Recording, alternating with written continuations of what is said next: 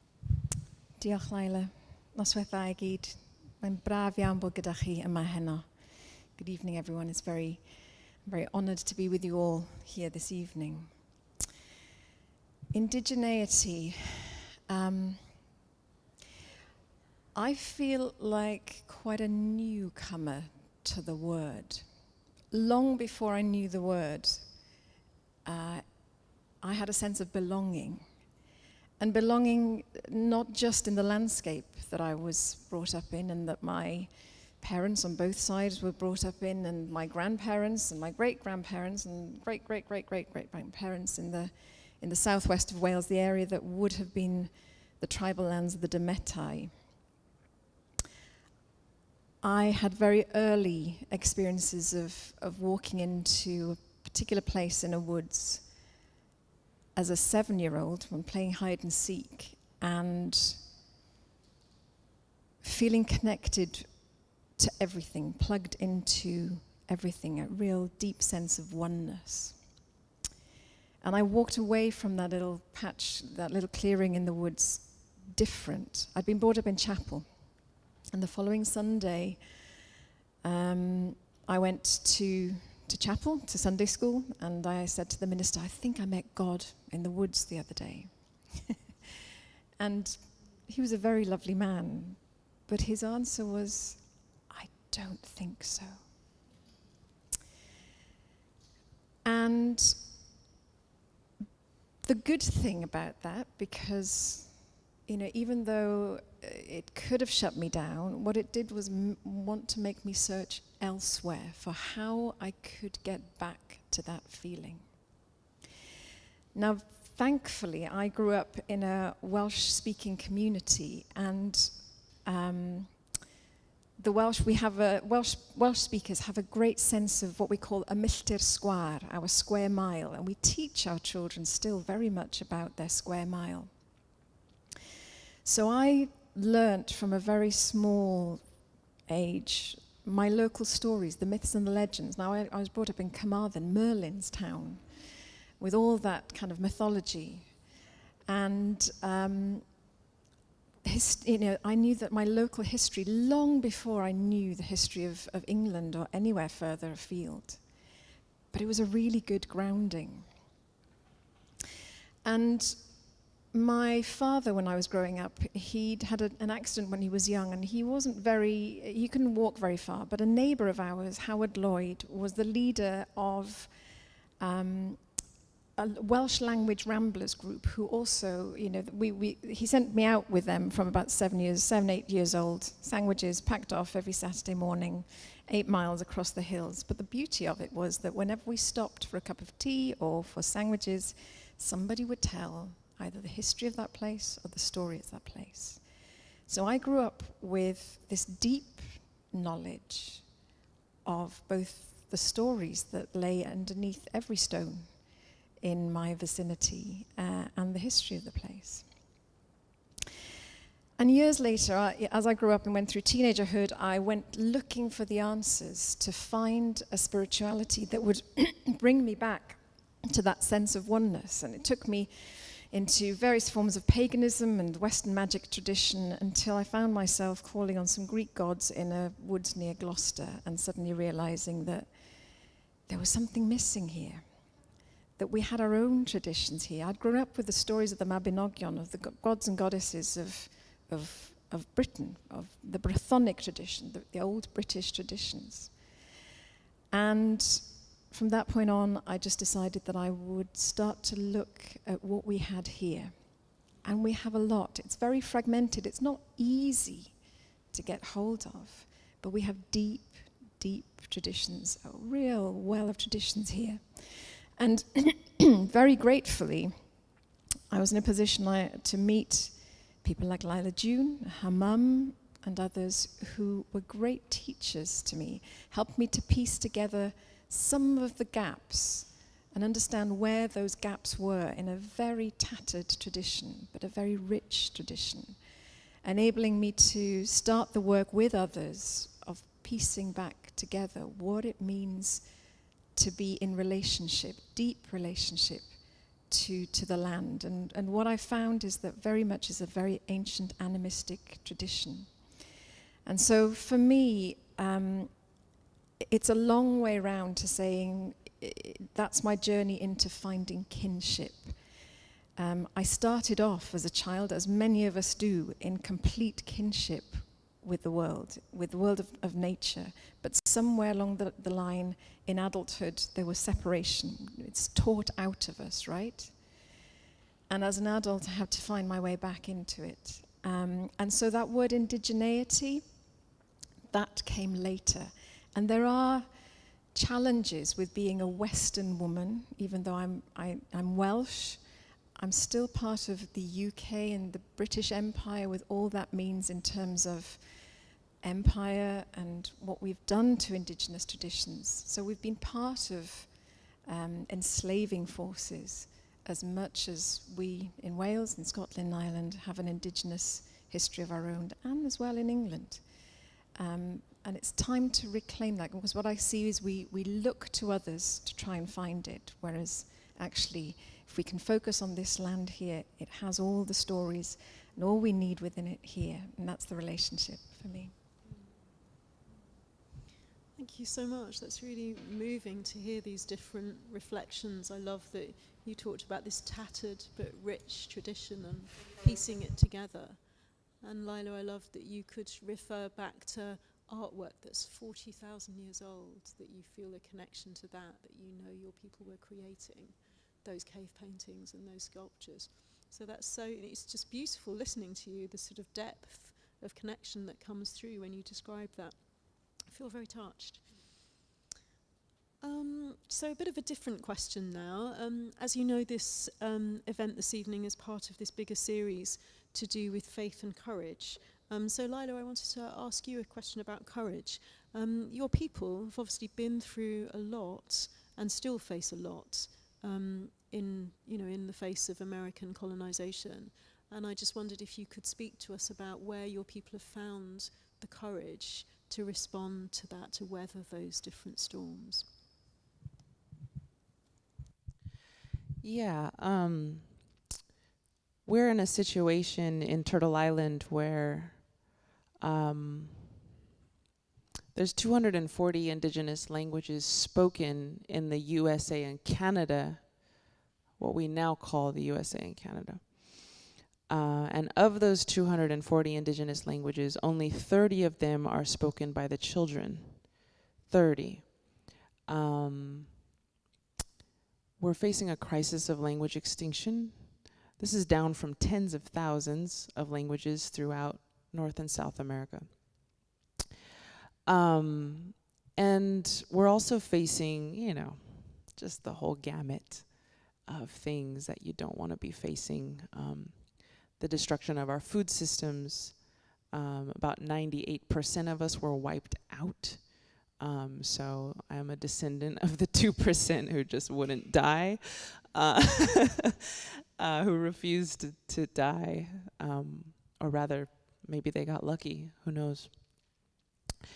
Homicide's the third leading cause of death among Native women. There's a lot of abduction and murder and sex trafficking of Native women in the US, and on and on and on. Diabetes, poverty, youth suicide, the whole 9 yards. We are fighting tooth and nail every day to exist in a country that would rather we were dead. And that's not to say the whole country is that way. A lot of Americans, tons in fact, are standing beside us, trying so hard to fight with us. But the overall structure of America depends on the notion that humans are all just warlike, survival of the fittest, and you guys lost. Sorry, get over it. Instead of the reality, which is we weren't even trying to fight. And we were genocided very strategically, very official policies of extermination. So in the face of all that, of course you need courage, right? And I think the sister of courage is faith, because you just need a lot of spiritual support to weather these storms. And I'm very proud to say that after all we've been through as Indigenous peoples, what they call Indians or American Indians, or all kinds of funny terms they came up for us, we still have a prayer on our lips after all that. We still have love in our hearts. We still feed everyone who comes to our table. And I love that. I love that about us. And so I think the courage is not just to survive the storm, but to love in the face of the storm, and to continue to keep your heart intact. And that is what really takes courage. And I'm also very happy to descend from the Cheyenne, who, in the face of a lot of intense massacres, a lot of intense massacres, at one point decided that they were going to put down their weapons. And they said, no, we're not fighting you guys anymore. We are deciding to take the nonviolent route. And I know nonviolence, very controversial, lots of divisions on that topic. But they said no more. They turned in their weapons. They said, we're not fighting you guys anymore. We surrender, in fact. Do whatever the heck you want, but we're not fighting you anymore. And that's when the US cavalry had the bright idea to invade their camp, knowing they were without arms, knowing they were with women and children. And we know this to be Sand Creek Massacre. 530 men, women, and children and elders perished that day. Their bodies were mutilated by the US government. Terrible, weird stuff. But what's interesting about this is the way the Cheyenne decided to carry themselves that day is the reason there's even one drop of Cheyenne blood left on the planet. And let me explain. Because we held ourselves with courage to stand in our heart, to not give in to the violence of the oppressor, it could be seen clear as day who the true savage was. And this altered American policy forever after. They went from a policy of extermination to a policy of assimilation. And thus began the boarding school era, where they took our children into schools, cut their hair, taught them English, blah, blah, blah. But assimilation is better than extermination. At least I'm still here to tell you this story today. Truly, in large part, to the courage that the Cheyenne had that day. They decided to not face hatred with hatred, but to face hatred with love and faith.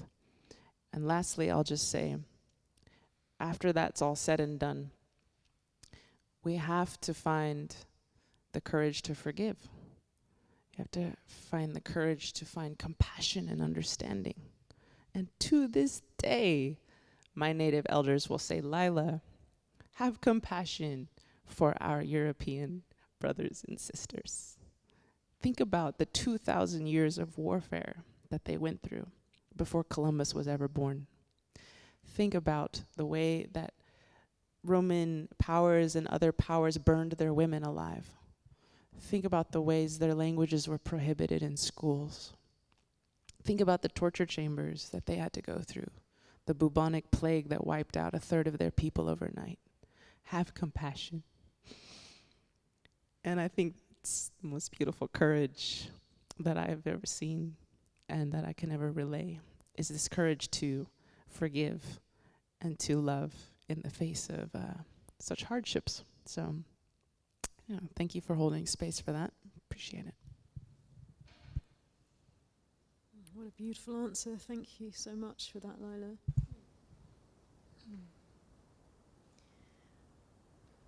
Yeah, and so Angharad, a slightly different question for you, if I may.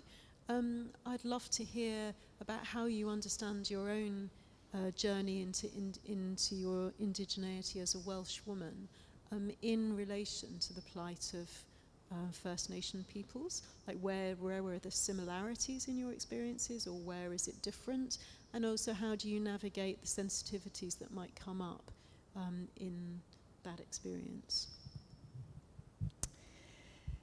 Yeah, I think if you asked most Welsh people if they're Indigenous, they look at you quite blankly and go, no, I'm just Welsh.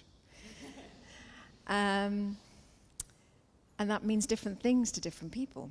But the reality is that I think it was Oxford and the Wellcome Trust, Oxford University and the Wellcome Trust did some DNA testing of the Welsh-speaking strongholds of Wales, which are the southwest, where I'm from, and the northwest, and found that we carry the oldest DNA in the British Isles.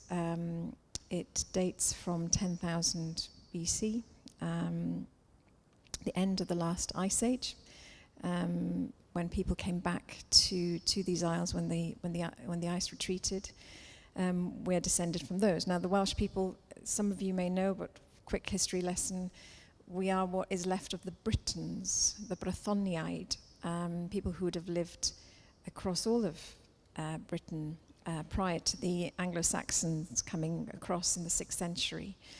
And they pushed us into kind of Cornwall and into Wales and into the northern England as well. And we have poetry from the 6th century that talks about the loss of Catterick, that area up in the north, what we used to call the Old North, to the Saxons at that time. So we've been around for a very long time. So and there is a real sense that a lot of people haven't moved very far. There's greater mobility now in the last 50 years, but there are still people of their square mile. There's people who just really know their patch and live with it. And like, not as, in the same way as what Lyla was describing, but certainly from the time, that we had the Romans, and then we had some space and time, and Britain developed different kingdoms, and then the Normans arrived, and what happened to Wales from 1093 onwards, when the Normans kind of came in, can still be seen. It's still there in the culture. So where the Normans invaded, they created what became known, they created a stronghold across the south of Wales in particular, into Pembrokeshire. And they became known as Englisheries. Later, it's a later term, but they were the Norman strongholds where the Welsh-speaking populace was pushed out of, the native people were pushed away from. They couldn't get any work there. They were pushed to the poorer land. And in the part of Wales where I'm from, and further slightly to the west in Pembrokeshire, there's a line of Norman castles that goes from around about St David's across Llamphy all the way down to Larne. And it was a line that became known as the Landscare line. And to the south of that was the wealthy area where all the merchants lived and the Normans lived. And to the north of that and the upland poor areas is where the native Welsh people went to live. And to this day, the DNA and the language culture is different, both sides of that language divide. So to the north of that are the Welsh-speaking heartlands, and to the south of it, very different DNA. We had Flemish settlers coming in, very different culture even. And that landscale line has only shifted 5 kilometers in 1,000 years. So these things have long kind of generational impact. And we go on further to, the what we call {ၤၤၤၤၤၤ} when the English powers that be in the mid-18th century decided that the Welsh language was really a bad idea in terms of helping the Welsh get on in the world. Of course, that wasn't the reason at all. They realized that resistance to land grabbing. There was something about the Welsh language and our communication and tribalism that through the language and the culture would survive. And so they, following this report, they started what was known as the Welsh Knot, and children going to school in Wales from the mid-19th century through to the early 20th century would, if they were heard speaking Welsh in school, would have a sign put around their neck with WN on it or something similar, and made to stand in the corner. And the last child standing in the corner would be caned at the end of the day.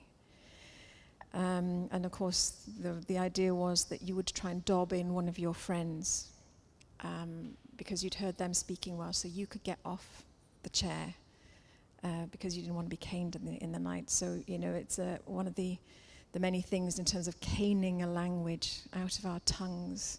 And of course, when a language dies, a whole culture dies, a whole history, a whole beautiful thread of how those peoples have interacted and been kin with that land and the landscape.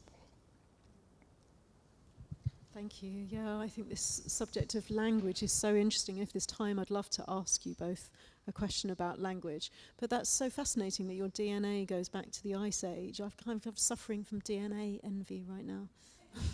Well, you quite probably have some of it. Some of it, Yeah, maybe. yeah. Yeah. Thank you. So, on to a question about kinship.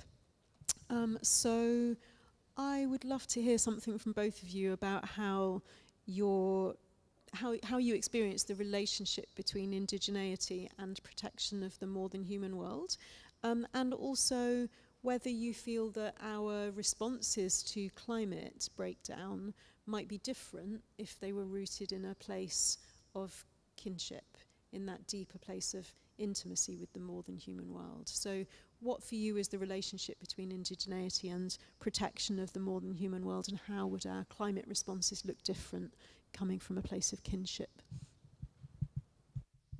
It's a two-part question. I'm glad I followed it all the way through. Okay, so yeah. We've approached the topic of white supremacy in the world, this strange, arbitrary notion that the lighter your skin, the more important you are. We've approached male supremacy, also known as patriarchy, this other strange notion that men are just more important than women. And we've begun to dismantle those two things, which is very important. But we have yet to fully grapple, and we are starting to, thanks to folks like you and many others, with the concept of human supremacy. Another extremely arbitrary concept that for some reason humans are just more important than everything else. Doesn't make any sense, especially when we are absolutely dependent on everything else for our own existence. So logically, even if we were the most important, that would mean everything else is also the most important, because we need everything else to keep us afloat. But yeah, I mean, I don't think indigenous cultures have this characteristic of being concentric. I think indigenous cultures just screwed up enough times to finally realize they weren't the center of the universe. I don't see concentricity or the notion that a frog is not only as important as me, but is my relative, and I would treat the frog the same way I would treat my own grandmother, or the horse, or the moss, or the river, or the rock. That all of these things are our relatives, our kin. I don't think that this is some kind of unique cultural characteristic of indigenous peoples. Rather, I think it's an absolute truth that when given enough time, humans figure it out. They figure out that this is the reality of the situation. that not only are we connected to all things biologically, but we are connected to all things emotionally. That there's a love for life. Any dog owner knows this. Any cat owner knows this. I have a bunch of sheep. We're also shepherds. And people say, oh, why do you got those sheep? For the wool, for the meat? I say, well, why do you have your grandma? Why do you have your dog? Do you eat it? Does it give you something? It's like, no, these sheep are my people. They're my friends. They're my relatives. They're my companions in life. And their breath soothes me. And the real kicker is my breath soothes them. They need me too. And we all need each other. And we're woven together by this invisible microscopic tapestry of the microbiotic world. Our pheromones, our breath, our gut bacteria, our womb bacteria. There's so much life in us, moving in between us and all things. Our breath given to the trees giving us breath in return. We are all not just conceptually related and connected, we are very tangibly connected by this microscopic tapestry of the microbiotic world that connects all things. And so, I think that kincentricity is not this cute little thing that some cultures talk about. It is reality. And we either know it or we don't. Now, how does that relate to the climate part 2? Yeah, I mean, I think a lot of our climate actions are to save our own asses when it's not about saving our relatives. It's about how do we keep our human systems going. Oh, we need some green energy.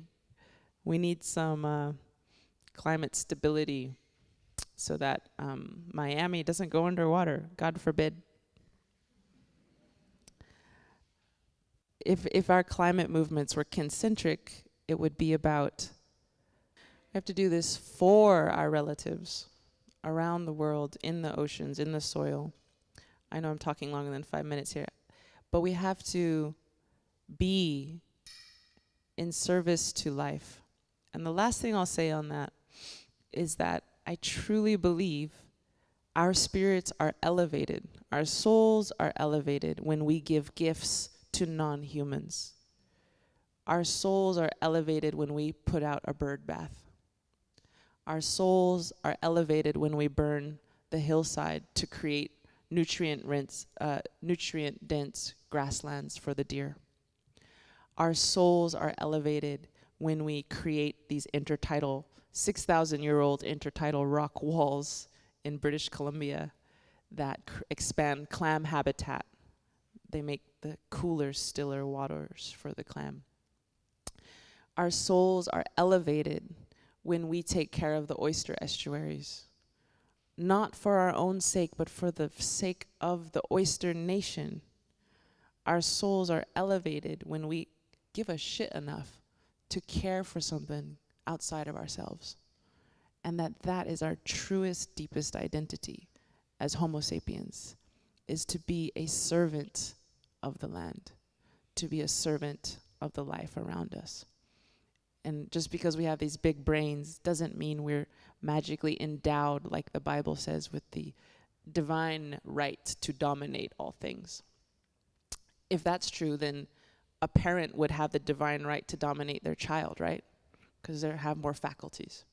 But that divine power, that divine mind, and that divine ability is not given to the parent so that they can abuse and exploit their child.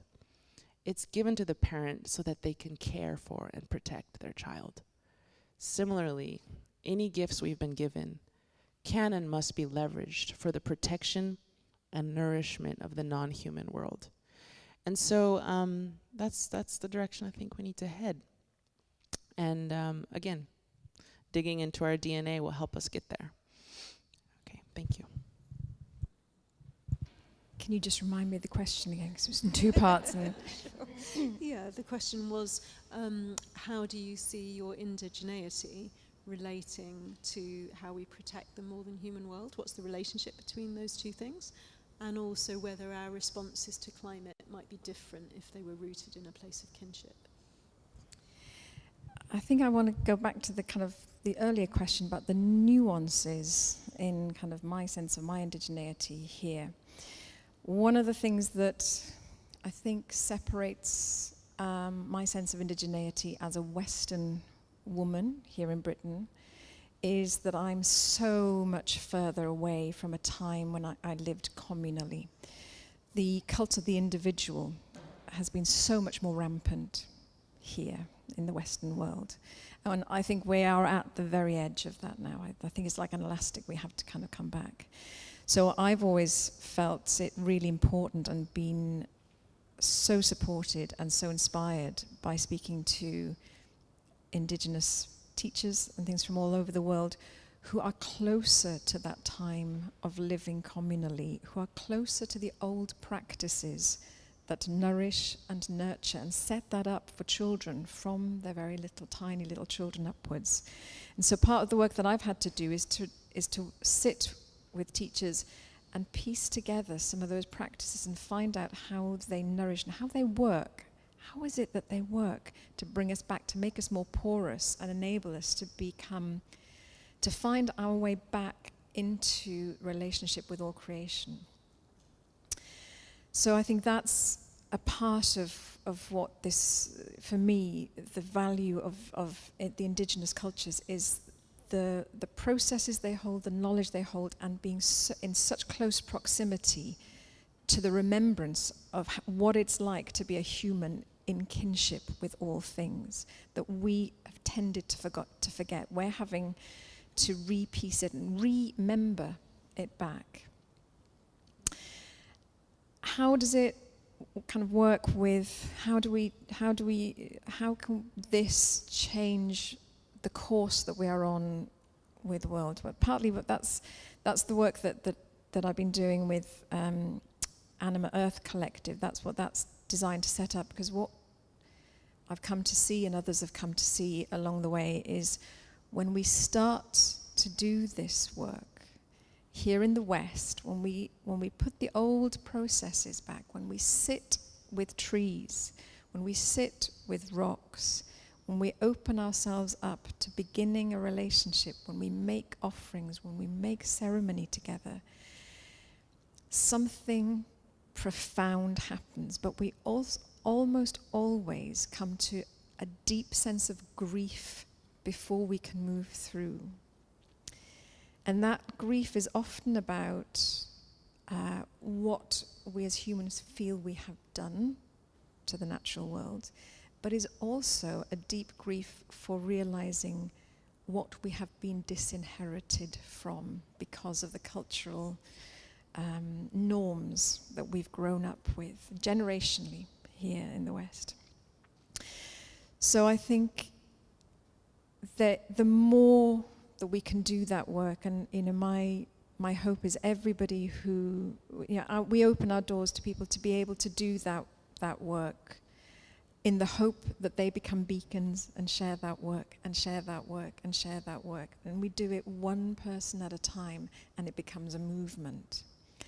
And we share the stories, we share the songs, we share the sitting out through the night, feeling into how small and insignificant we are within the web of life and how precious we are in the web of life.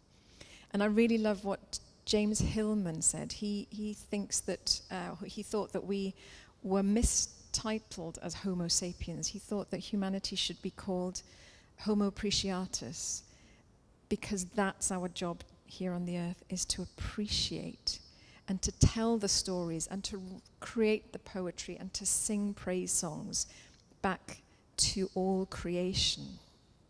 and that our job was to fall in love with the earth time and time and time again, and to be kin with all things.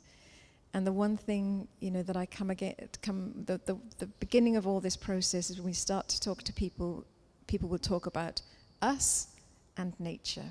And our job is to work on ourselves, to bring ourselves into an alignment where we can step gently, tenderly back into that relationship until we can feel that we are in kinship with all things and accepted amongst all things and all creation too. And then I don't think we can harm it. I don't think it doesn't make us any sense to do any more harm. Thank you. I love this point about appreciation. That's so inspiring. Yeah, thank you.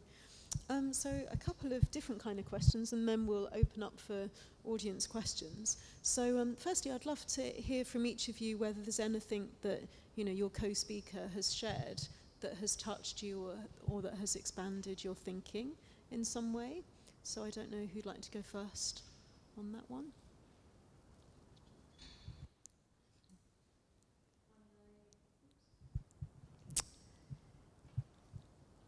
I'm always blown away and very moved by hearing the journeys that Indigenous brothers and sisters across the world have undertaken. It's very, very moving, and to still be here, to merely to still be here. We have a Welsh song, ﷺ Mawahid, that we sing when we're still here, but yeah, it's a different scale of things. And also, I've heard your mum speak about radical love, and just the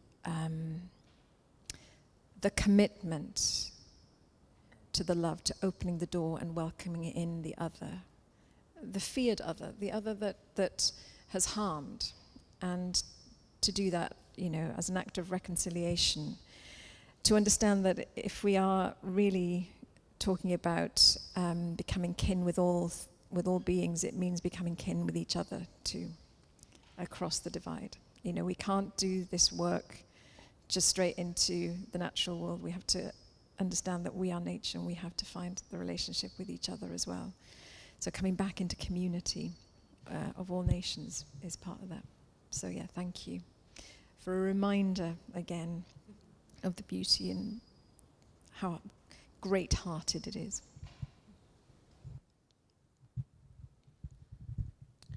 Yeah, two things. When you said Homo appreciatus, it reminded me of the Yoruba, which is in West Africa language.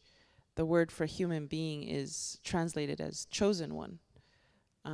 But it's not chosen like, oh, this one is the important one. It's like Creator was like, I choose you to be the steward. I choose you to take care of the land. And maybe that's why we were given these big brains, was because we were endowed with a responsibility. Not to say the other animals and plants don't have their responsibilities that they contribute. Of course, clearly. The most obvious example being the bee pollinating everything, making the world go round, basically. But to say that humans are also endowed, they are chosen to be caretakers. But another thing you said that really was an aha moment for me was when you said that you feel as though Indigenous folks, perhaps of Turtle Island, are closer to that remembrance of communal living. Because I'm always going around encouraging European folks to witness their own indigeneity. Literally, no matter who you are, you don't need to have envy. We're all having ancient roots. That's the only way you get here. There's only one way you get here, and that's as a piece of a very ancient thread. So I'm always trying to encourage European folks to do that, but I forget that even though that's true, they still need perhaps some help. to get the concrete tools, the concrete stories, the concrete memories, the concrete philosophies and guides. Because it is true, I'm very proximate to some very ancient ceremonies. In fact, this red belt was given to me when I had my first menstruation when I was 14. And my entire community just dropped everything for 4 days and celebrated the birth of a new woman. These womanhood ceremonies are very common throughout all indigenous cultures. And I heard that the Irish used to do it in a stone circle to honor the birth of a new woman. And yeah, so that they also I also had to grind corn for 4 days by stone, by hand. And at the end of the 4 days, you make this huge cake out of corn, baked in an earthen oven in the ground, wrapped in corn husks. And by the end of the 4 days, you have to give it all away. You can't have one bite. And that's to teach you generosity. That's my people thought, I was trying to get like really emotional. They thought, they realized generosity is so important, so foundational to a smoothly functioning society, that they had to find ways to not encode it in the children, but endow it to the children. Like, this is your gift. We're giving you the gift of generosity. So anyways, I could go on, but we do have these proximities to these really amazing, awesome things, which I'm sure are just reflections of your ancestors' amazing, awesome things that might have been forgotten, but maybe I could remind you of or something. And so it just reminded me that I do have a place here as a Dene woman to maybe share some helpful tools and tricks on how to be human. And the recipe for that corn cake. Yeah, the recipe for that corn, which we're going to be doing, by the way, this next decade. There's going to be a flood of Native people coming to Europe, so get ready. Okay, that's all. Thank you so much. And I think I've learned a lot myself from just listening to your different reflections coming from these very different contexts. I'm super grateful to you for everything you've shared. And I'm very excited about the next thing that's going to happen, because we're actually going to switch gears a little bit. And just bearing in mind, the relationship between language and indigeneity, and between ceremony and indigeneity, we're actually going to use song to dig a little bit deeper into both of your roots now. And I think it's fantastic that both of these guys are going to sing for us. So I'm wondering who'd like to go first. Would you like to introduce your song? Well, I think I drew the short straw because apparently Lyla June's song is a kind of real crowd pleaser, so I thought I'd kind of wouldn't kind of try and follow that one. So this song is a very, very old song, so old I don't really know how old it is, but it's a magic song. It's a song of spinning and weaving, and it's about how we spin and weave our futures with that we have in our fingers now. And there's an old teaching in our tradition, the ﷺ tradition, that you can only ever work with what is. And you've got to kind of work that, because that's the basis for your future. There's no point in trying to change what is. You just have to work with it and from it. So it goes like this.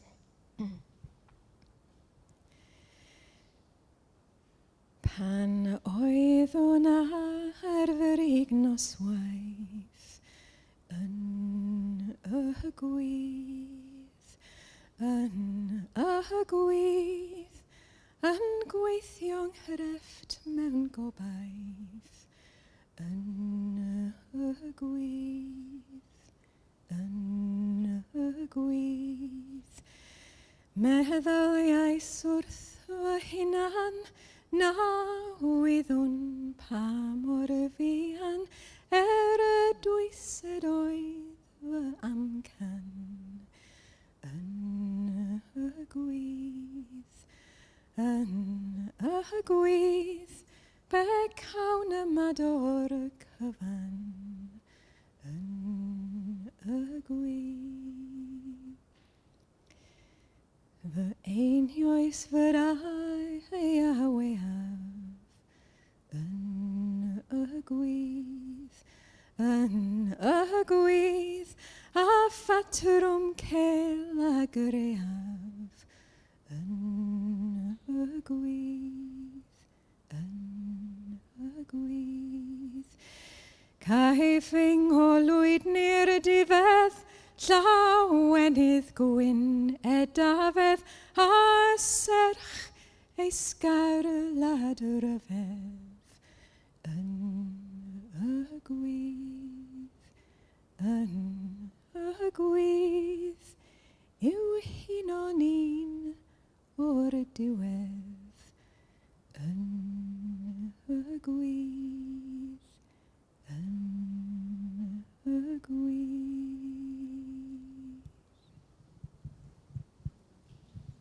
So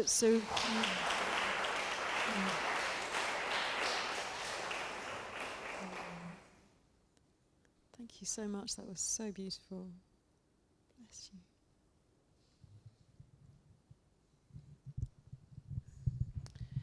As you sang that, I just think of how lucky I am to hear it.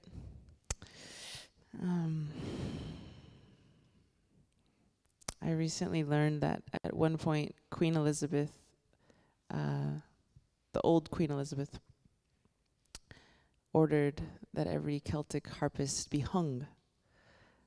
And that was one of her decrees at the time. And I can only imagine the other things that were done to try to prevent that song from ever being sung again. But yet here you are.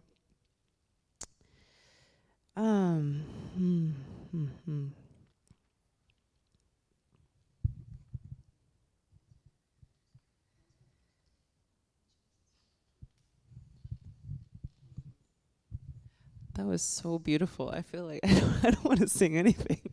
I'm just so delicate. Mine are really like intense. Okay.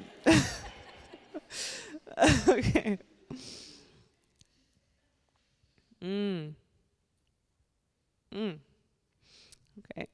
All right, here we go. Gotta walk around a little bit. Gotta move the old hips. A lot of sitting. You know, these transatlantic planes. Okay, do you guys want to learn how to beatbox? Yeah. Okay, so try this. Try to go 1, 2, 3. All right. Okay. Now let's try like a 1, 2, 3. Okay. Now let's try like it's kind of in the back of the throat. It's like a 1, 2, 3. Okay. It's getting dope in here. Okay, let's try like a. Okay, 1, 2, 3. Ice cold. Okay, let's try like a. 1, 2, 3. Now put those two together. Let's try like a. Okay, 1, 2, 3.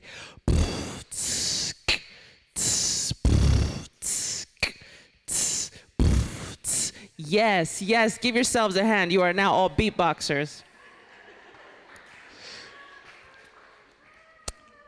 All right.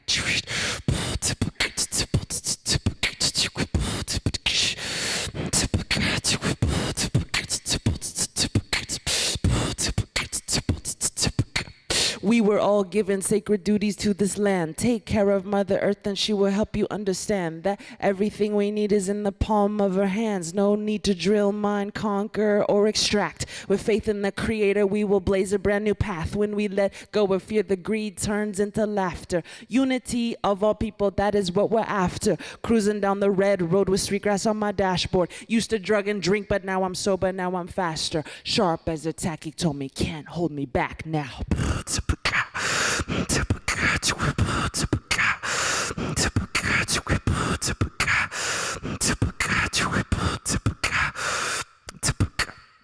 I just want to build a new world for my children. With love, prayer, and unity, this nation is rebuilding. Up from the ash of genocide and division. Red, black, yellow, white as one, that's the vision. Every race participates in this new beginning. Sacred is the masculine and sacred is the feminine. Infinite, indigenous, continuous, deliberate. Nothing can stop the people once they got their intentions set. Some people say that the land can be owned.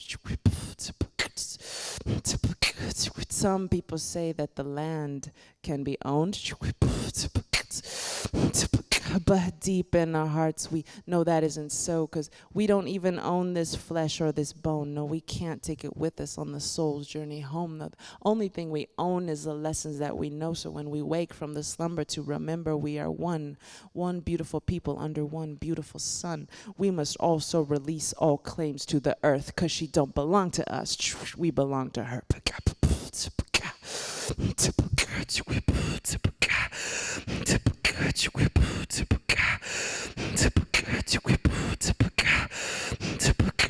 Mother Earth was meant to be a place where we could learn. We pray to Œ낳 for a blessing on the world. We practice satyagraha because violence doesn't work. We pray for those who are injured and those who injure. We pray for those who are injured and those who injure. Unconditional prayers for the whole wide world. We sun dance year round. Yeah, we let the sage burn, because when we pray for the people, we will start to understand what it means to be true woman, what it means to be true man. Cradled in the arms of the sky and the sand, just strands in the tapestry of the master plan, because together there is nothing that we cannot achieve. Together there is nothing that we cannot achieve. Can I hear you say that? Together there is nothing that we cannot achieve. Together there is nothing that we cannot achieve. Together there is nothing that we cannot achieve. Find love, find healing, find unity. Honjon nahasli, honjon nahasli, honjon nahasli, honjon nahasli. Thank you.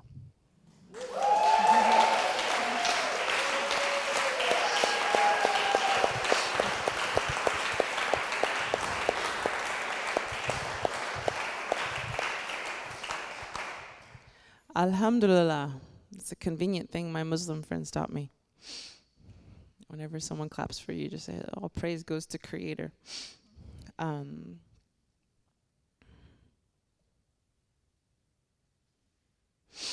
this next song is called All Nations Rise. It's just to honor all of our indigenous roots.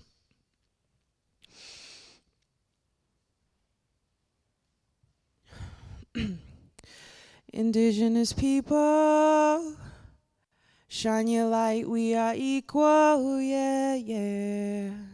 I remember the days when our prayers were illegal. I remember the days when being Indian was lethal, yeah, yeah. Yeah, we had a rough past, but get ready for the sequel. Get ready for the glorious comeback of our people, oh yeah. Rise up, all you warriors of love, all you answers to the prayers of our ancestors from above. I could feel it in my heart, can you feel it in your blood? I can hear the seventh fire calling us to wake up. All nations rise, rise up, 'cause now's your time. We don't have to hide anymore, 'cause now's our time. All nations rise, rise up, 'cause now's your time. We don't have to hide anymore, 'cause now's our time. With forgiveness as my bow and my prayers as my arrows, pull it back and let it go. I watch them fly like sparrows. Have hope, have hope. With compassion as our shield and faith down to our marrow, we will walk the pollen path even when it gets narrow. Yeah, yeah. Resurrect, yes, you can bet that we've seen the single mama raising children on the res. We've seen domestic violence tear apart what we have left. We've seen the alcohol take it all and leave us dead. We've seen the children take their own lives when they can't take the dread anymore. No, we can't take the dread anymore. Or no, we won't take the dread anymore. 'cause we can't take the dread anymore. Yes, it's a war, but we seen it all before, and now we know we can change it, 'cause that's why we were born. We know we are the ones that we have been waiting for. Yes, we are the ones that Grandma has been praying for, so rise up, all you warriors of love, all you answers to the prayers of our ancestors from above. I could feel it in my heart. Can you feel it in your blood? I could hear the seventh fire calling us to wake up. Pueblo hermoso, levántense, es nuestro tiempo. No tienes que esconderte más, porque ahorita es nuestro tiempo. This next verse is in Spanish to honor all the indigenous peoples who live south of that imaginary Mexican border, which divided our people and our land in half. Mujer indígena, tú eres tan sagrada y traigas medicina de tu suelo todavía. A pesar del abuso de tu raza venerable, yo respeto tus ritos, tus danzas, tus padres.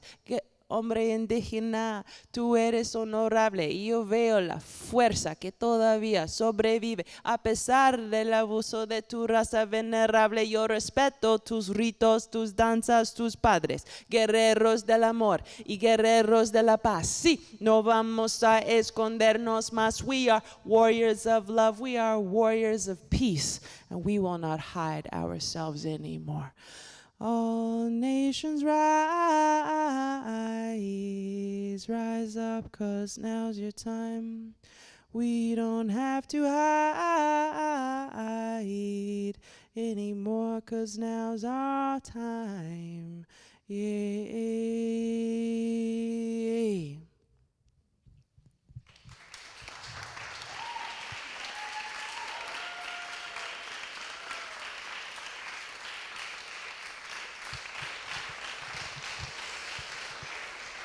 So for Lyla, June and Angharad.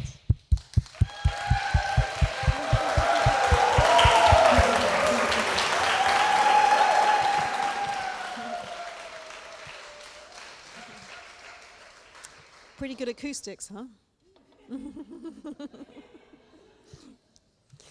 Awesome. So we have got about half an hour for questions from you guys. And I'm wondering, Claire, I can't see you, but Claire, did you want to start the questions off?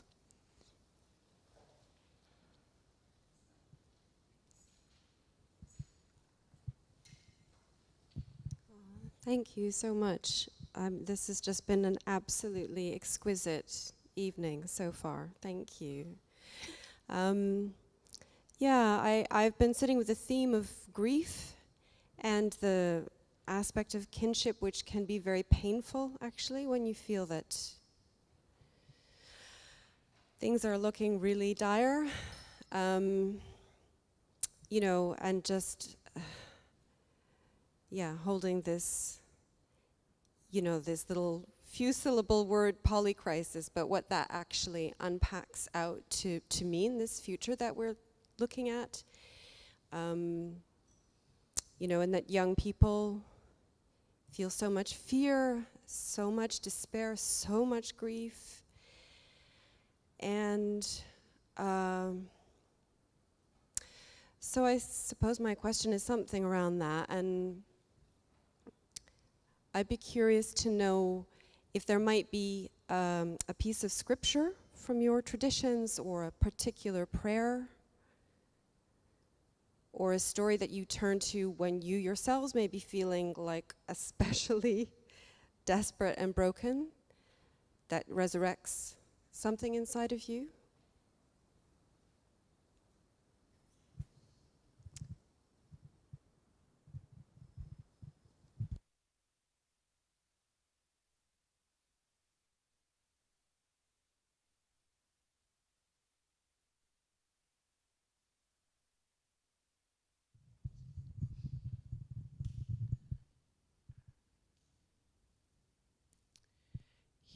Well, two things.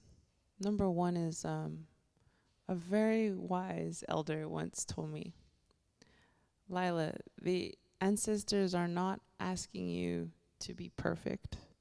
They're just asking you to try. And I think about Standing Rock, where we were fighting against this pipeline that was going to potentially pollute the entire Missouri River. And it has leaked, in fact. And at one point, there was 5,000 people in the camp actively fighting this pipeline. And we were so sure we were going to win.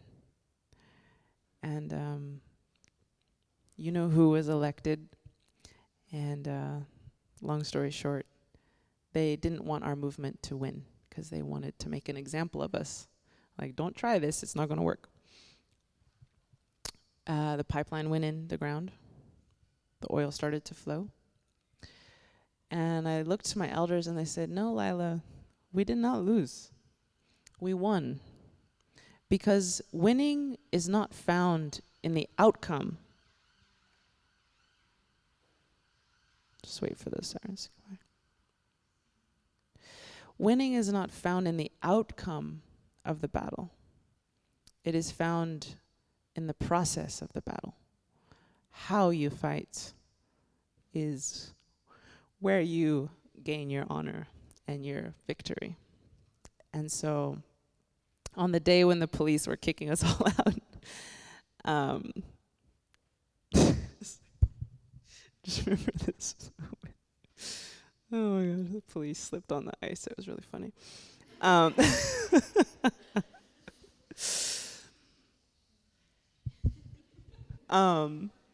Anyways, on the day they were kicking us all out,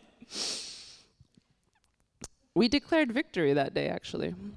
We said, well, we won. Because we did everything in our power to help. We never lifted a single gun the entire time, which to us was a victory. To maintain our stance on nonviolence was a victory. We prayed for the water each and every day of our struggle. And we prayed for our enemies each and every day. The helicopters would fly over us, so we'd always pray for them, you know. And so, no, we won that one. That's not to say we don't care that the outcome came out the way it did. We'd like to have won that way too. But the most important victory doesn't lie in the outcome, but the process. And the second thing I'll say quickly as I can, well, just to sum that up, we need to try for our descendants. And in that trying is our victory. In that trying is our honor. And of course we want to win this battle, and I do believe we can. But the trying is what's most important, not the being perfect and flawlessly averting the poly crisis. Okay, the second thing I want to briefly say is the cycles of collapse are not always terrible. Sometimes they are our gift. Long ago, my people were in Chaco Canyon, an ancient, civilization in what we now call New Mexico. And my ancestors were not acting good. They were going off the path. They started to create a caste system. They started to create slavery. They started to create a system where some families were more important than others for really no apparent reason. And the high priests would sit above everyone. And at that time, we started to also try to play God, bringing people back from the dead, all kinds of crazy stuff, overrunning the ecological capacity of the area. And anyways, long story short, our hubris just went like this. And when hubris goes like this, it is always humbled. Every time. We see it with the mound building cultures. We see it with the pyramid cultures in Maya. We see it with the Chaco people. Every time we tried to act like we were the center, we were tough stuff, Creator sent us a big old drought. And in the year 1100, Chaco was destroyed. And we say Creator gave us the gift of a drought to give us the courage to change. Apparently nothing else was working. And through that drought, we learned about equality. And now if you go among Dene people or Pueblo people, you'll never say, oh, this clan is more important than this clan, or the тгэệnƞ are more important than the ԿΙΑNI, or the Angharad are more important than the ᎯᎯɁ. We understand every clan has a role and every clan is equal. But we weren't just born that awesome. We had to go through fires, trials, errors, getting slammed on our face to learn. And so, don't get me wrong, there's nothing happy about this polycrisis. But I do believe that the absolute crippling of our hubris might just be exactly what we need. And it's gonna be hard. People in Chaco Canyon starved, But that's not very much suffering compared to the amount of suffering we're inflicting on the earth each and every day. And ultimately it will help to self-correct itself. So okay, whatever that's worth, I wanted to share that story.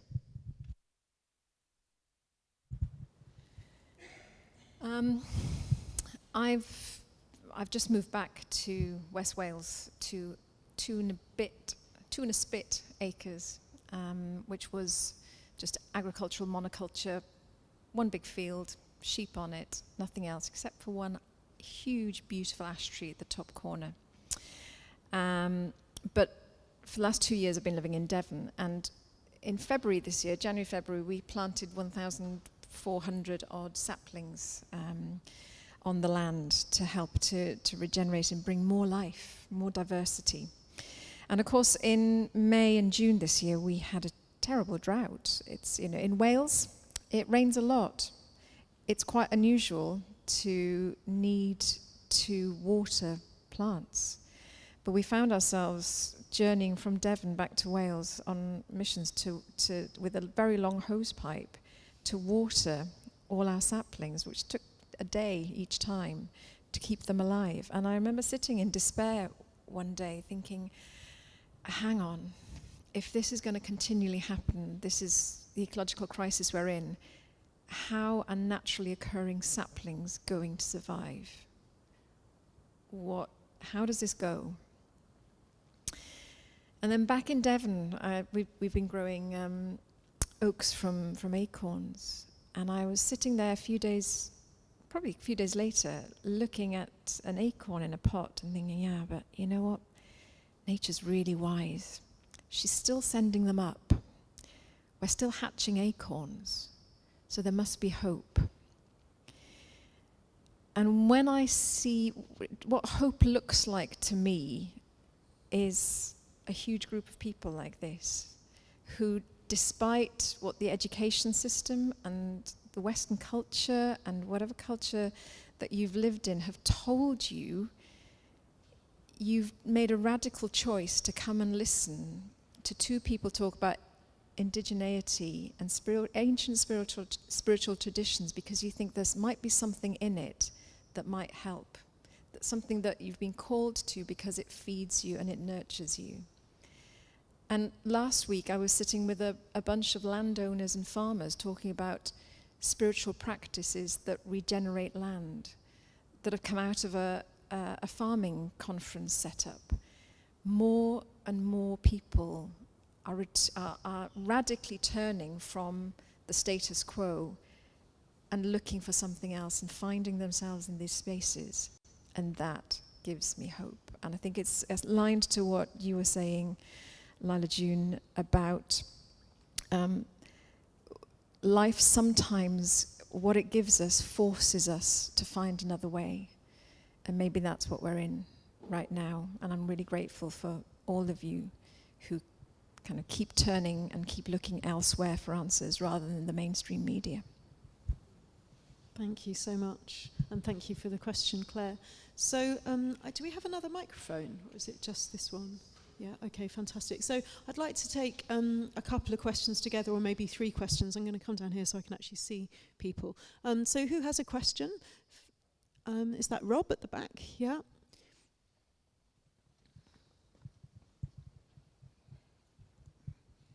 Hi, Angharad. I think if I got it right, you follow the Brythonic sort of tradition. I just wondered if you could say a little bit about that, and if I read it right, about the Lord and Lady of the Land. Okay, so I'm going to take a few questions together, so we'll come back to that one. So, Rob, it was to speak about which tradition? Right, okay. So we'll come back to that question. Thank you so much, Rob. Someone else? Yes, here, this lady here. Hi. I had two questions. One was about the spiritual practices that regenerate the land. That sounded really... Sorry, the spiritual practices that regenerate the land. Uh-huh. I'd love to hear about that. And also, Lyla, I was wondering about whether you had your experience, if you wanted to share, of exploring your father's lineage, because I imagine that might be somewhat closer to the experience of many of us in the room, in terms of it being less tangible or less immediately available to us. Great, thank you. So the spiritual practices... obviously, yeah, you're somebody who has the parallel experience of a very, very deep connection, so I was wondering how that was for you. Thank you very much. So spiritual practices to regenerate the land and your experience of your father's line. And one more question. Yes, this lady here. Hang on, wait for a microphone.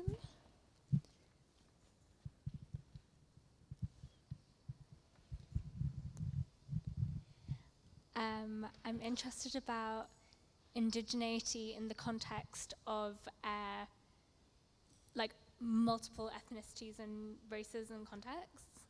I'm half Iranian, half English, and I grew up in Northumberland, about 10-15 miles away from where my dad grew up, but I'm completely disconnected from the land where my mum grew up.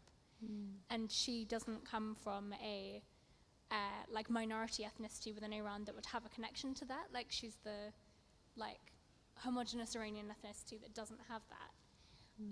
And I find that really interesting. Like, I have this like beautiful connection to both cultures, but no connection to that land. And like, I don't know, indigenousness in the context of globalness is interesting.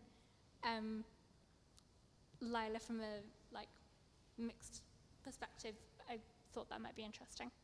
Yeah, fantastic question. Yeah, thank you. So indigeneity from the perspective of multiple identities and this global experience. So we might have some time for some more questions, but we'll start with those three. So Angharad, do you want to speak to Rob's question?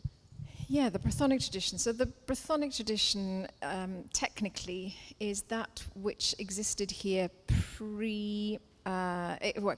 existed across Britain pre-550, when the Anglo-Saxons started coming in and pushing us out and brought their own culture and kind of laid that culture there. But it was continued in Wales and in Cornwall in particular, and it was held there. The stories, so the stories that are the Mabinogion that you might have heard of, that tend to be considered as Welsh stories, actually they're the matter of Britain. There's a whole body of literature, stories, songs, that is the matter of Britain. It's the Brythonic material.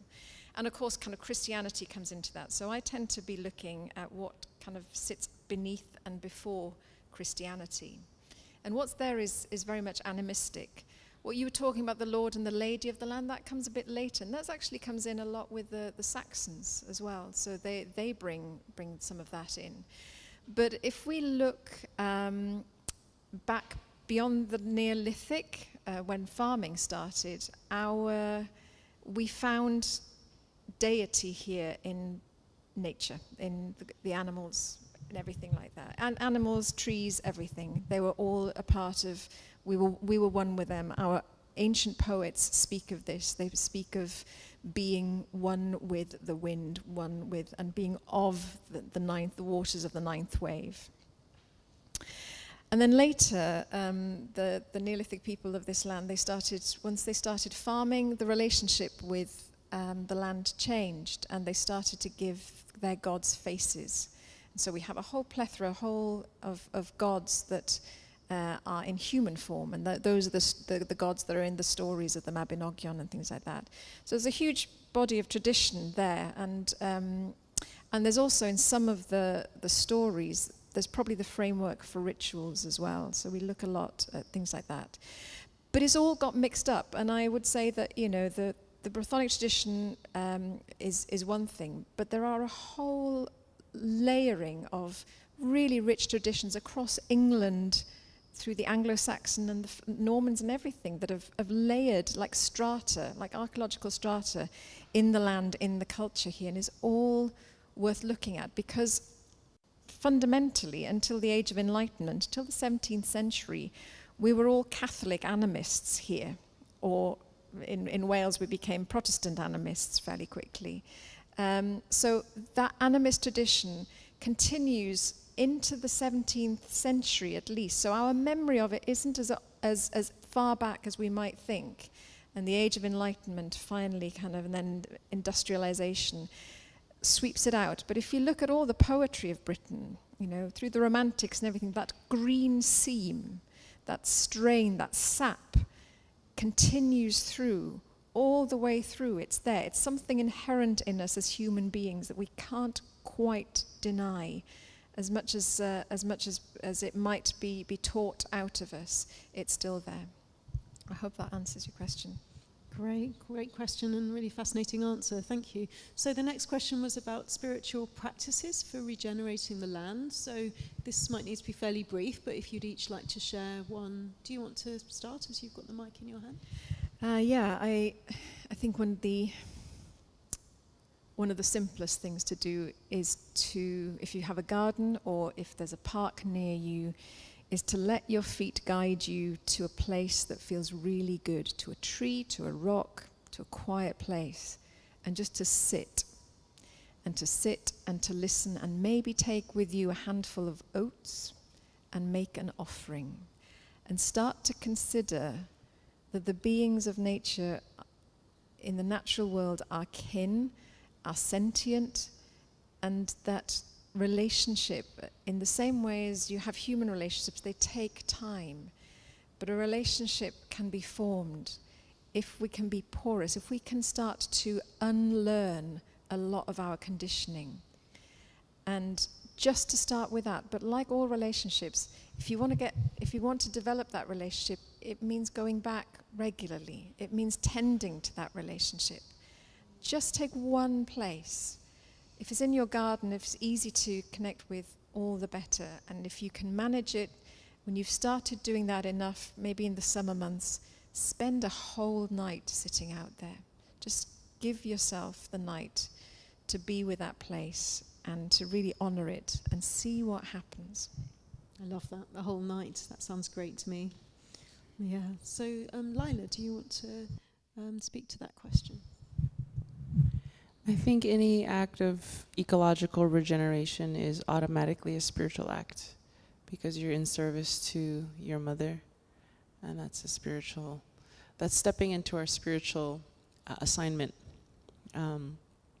But in terms of the actual practices of regeneration,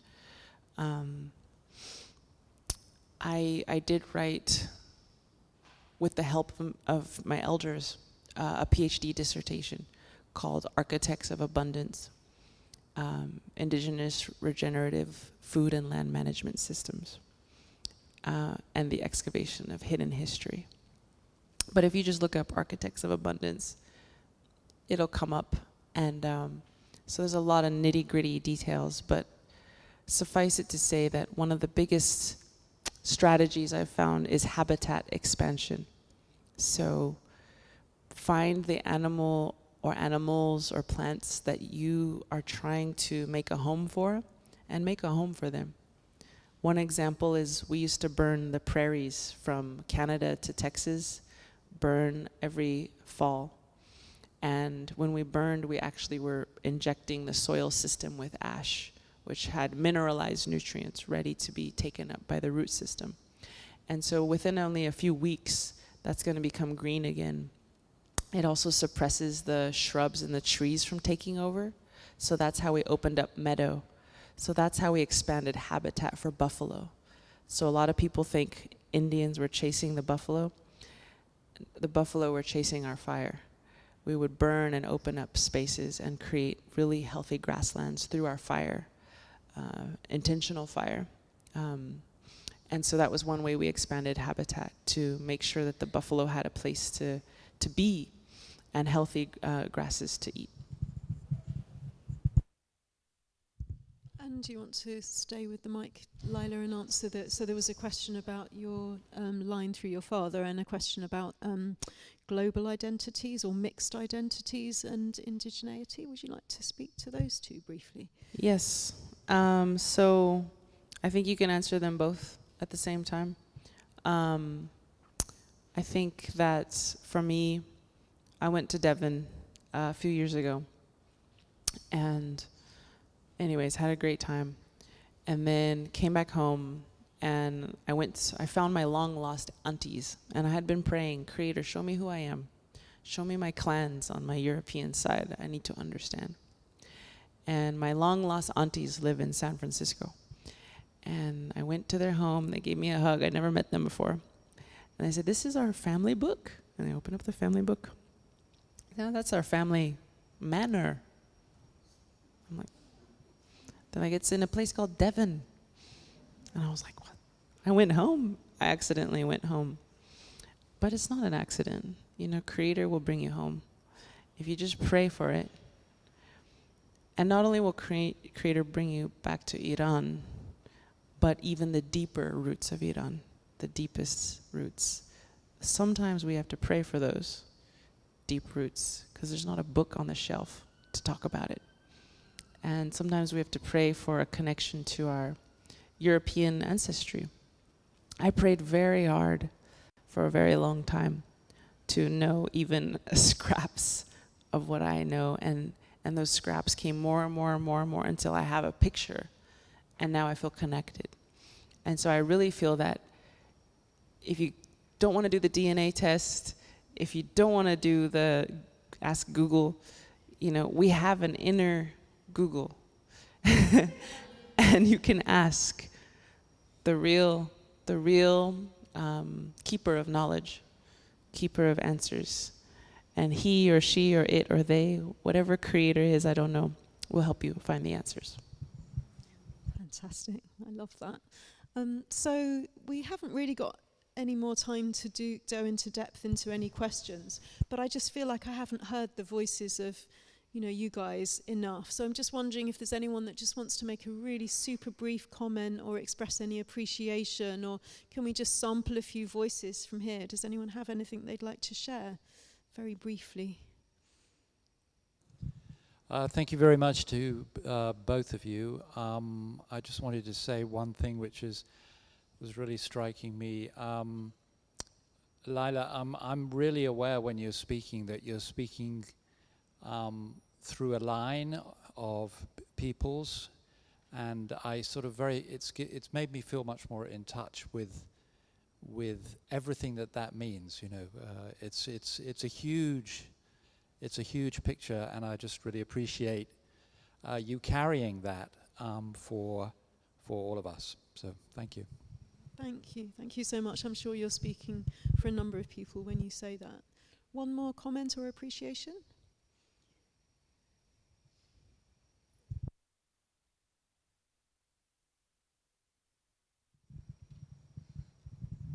Thank you, Diolch yn fawr.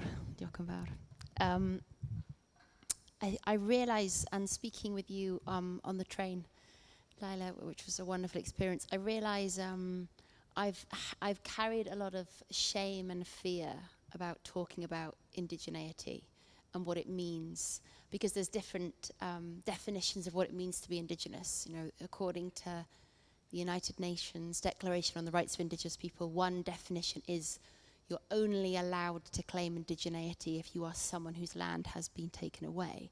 Therefore, yeah, it's a complicated one of who has the right to claim that.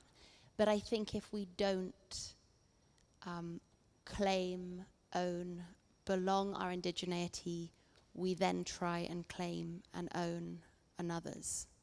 And that's the really dangerous place to be in. So thank you. Thank you so much, Nessie. So before we... I just want to speak to the role of those of us who descend from oppressors, because that's a really actually juicy, exciting role. We get to do the fun part of amends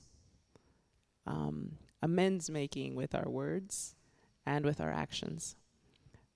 So as a Dene woman, we used to raid the local pueblos. Maybe the Spanish taught us how to do that. Maybe we were doing it on our own. I don't know. But we harmed people. We stole food. We stole women. We stole children. And so when I first heard that as a little girl, I went to a Pueblo school. Pueblo is like a type of tribe in the Southwest.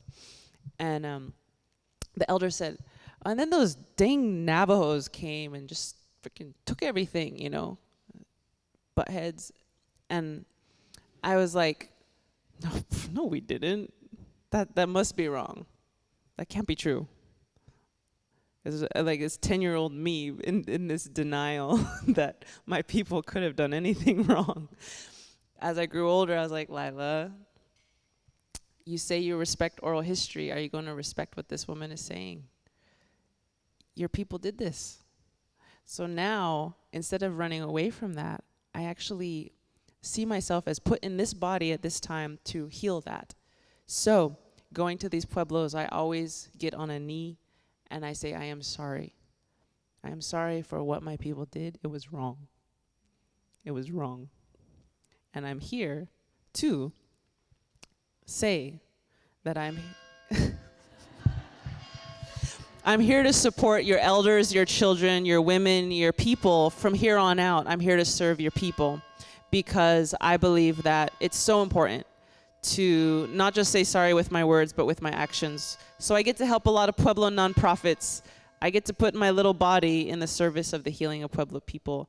And to me, that has transformed from a fear and something I want to run away from to a joy that I embrace and run towards and fully enact as doing my piece of the puzzle of the healing that we need.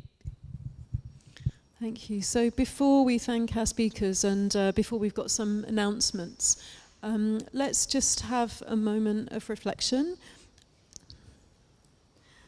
And let's just close our eyes. If you're willing, just close your eyes. And we'll just go into this, into our hearts and into this place where we all have, as human beings, this deep need to belong, either the deep belonging that we experience or the longing to belong. And we'll just offer that in our hearts. So if prayer is a part of your repertoire, then you can see it as prayer. If it's not, then it's just about offering one's longing or going to the place of longing. So just to be with our longing to belong to this earth and to a land, to our lands, and to part as being part of the wider web of life.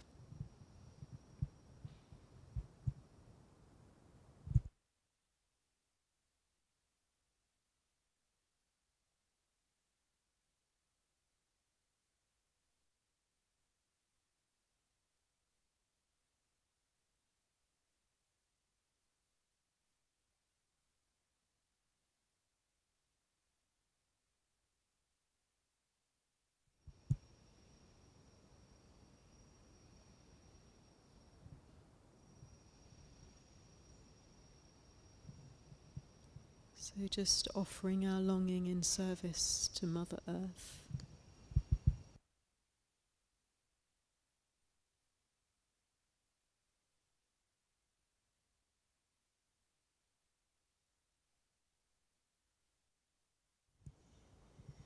So thank you so much.